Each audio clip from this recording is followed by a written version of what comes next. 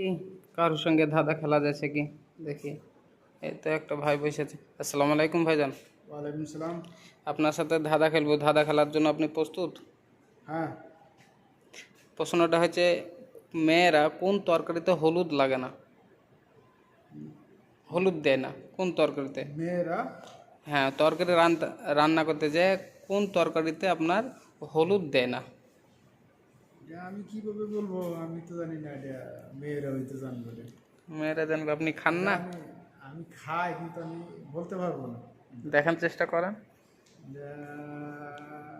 না না না, এমন কোনো তরকারি নাই। সব তরকারিতে হলুদ। সব তরকারিতে হলুদ লাগে? হুম হুম হুম। দর্শক, Sure.